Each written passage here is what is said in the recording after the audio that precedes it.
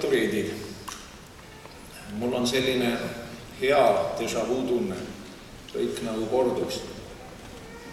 Mõne aasta ees lõpetas Koidula kooli mu vanem poeg ja mul tuli seista siin samas sellel laval ja soovida talle ja teistele abiturientidele midagi head ja julgustavat.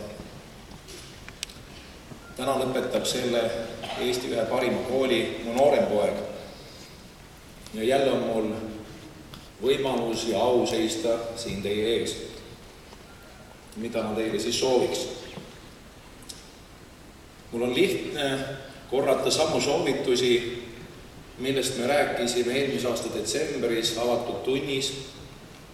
Kohtusime paljudega teist teie kooli aulas ja vestlesime nii-öelda eneseotsingu teemadel.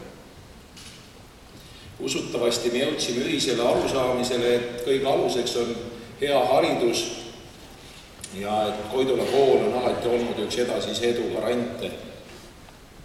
Olge selle eest tänulikud oma õpetajatele, kes on alati omal viisil teile kõike kõige parimat soovinud.